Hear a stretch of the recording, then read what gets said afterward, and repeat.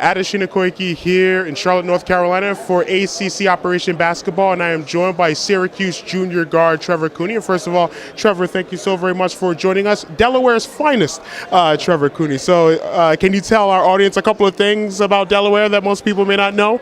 Well, it is the first state. It's one of the smallest states, and it's a great state. I mean, it really has everything that you need, and it has everything that you need around you. So it's really close to big cities, and it's easy to get out there and have a good time and visit other places. So are you a Philadelphia Eagles fan being from northern Delaware? Absolutely. Philadelphia everything. So fly Eagles fly, huh? Absolutely. Now, you were flying last season at the very beginning of the season, almost through the entire season.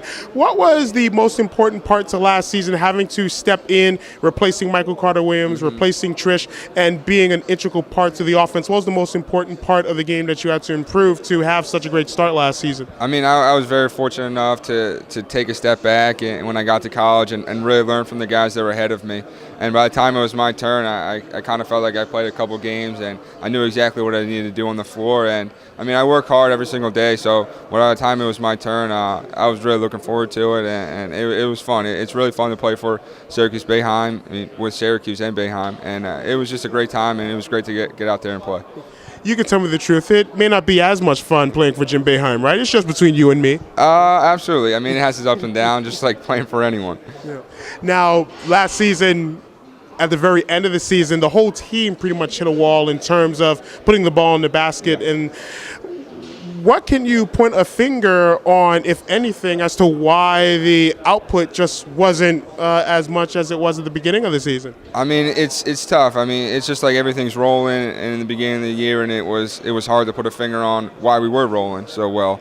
And it was tough to put a finger on why we weren't towards the end of the year. And it was tough. I mean, you have no idea. I mean, last year we were really close together, so it had nothing to do with that. And I mean, sometimes it happens in sports when you kind of just hit a wall and you can't really explain it. But I mean, last year's team was unbelievable. We had some great guys and some great talent basketball-wise, and they were just really fun to play for.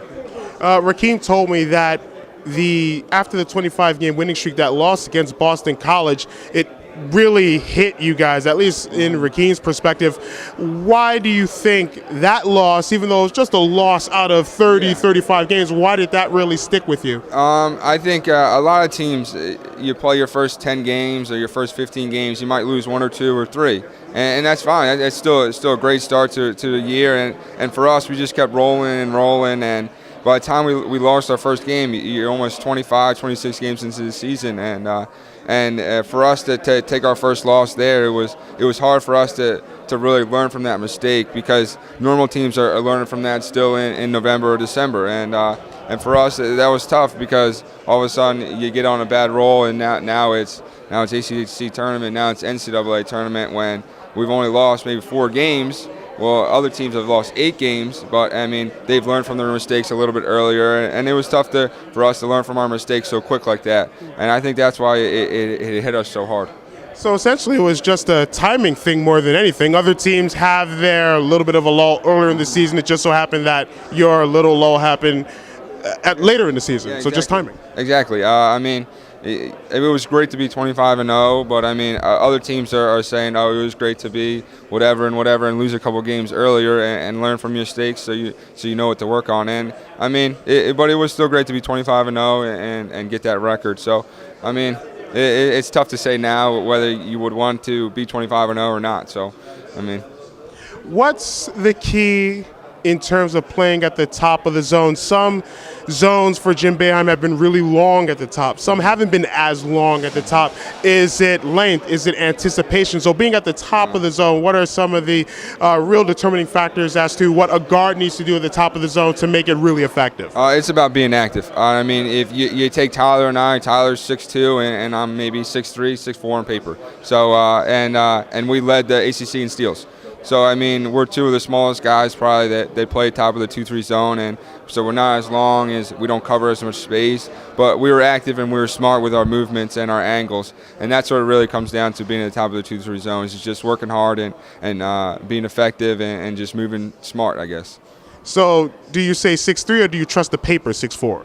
Trust the paper 6'4". Hey, we're not short people. We're tall people in everyday life, okay? Exactly. It just so happens that if we're on the basketball court, we're not as tall. But last season, you were really aggressive in terms of driving to the basket in a good number of times, and you like to finish with dunks. It almost comes across as if you want to show a lot of people that, hey, I can get up. It almost comes across as that when you finish at the rim. Is that the case? Is that your mentality when you go up and try and flush? Well, I mean, I've worked on it this summer. When you attack the basket, you got to go strong, and if you're not going to make it, you got to get to the foul line. And it's stuff that I've worked on this summer, and I've tried to expand my game to try and get to the basket even more this year.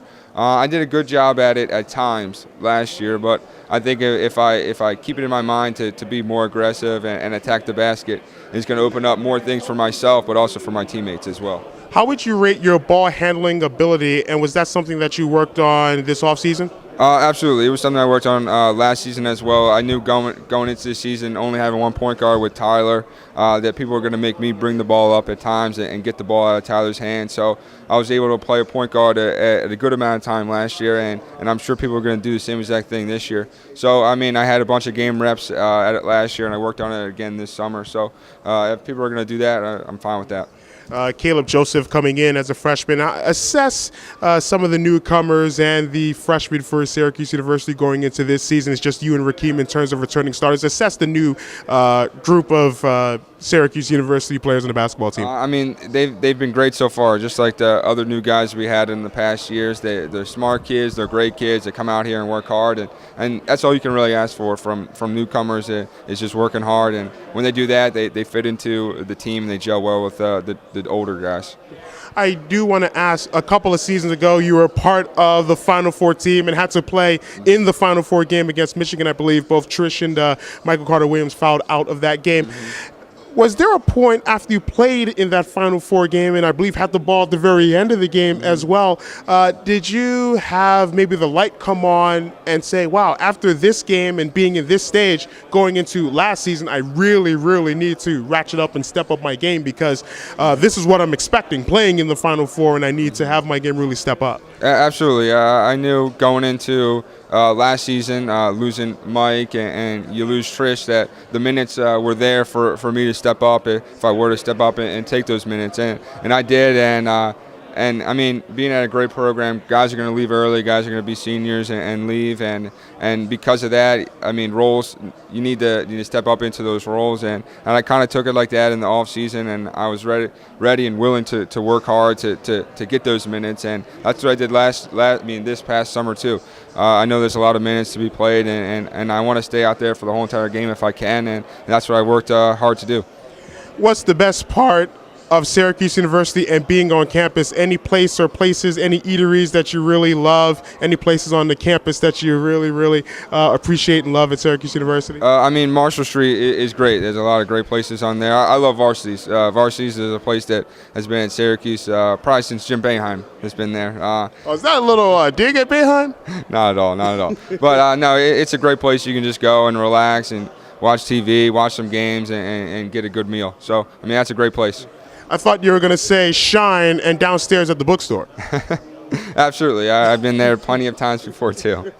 Trevor Cooney of the Syracuse Orange, thank you so very much for joining us. Best of luck and success to you in this 2014-2015 season. Thank you very much.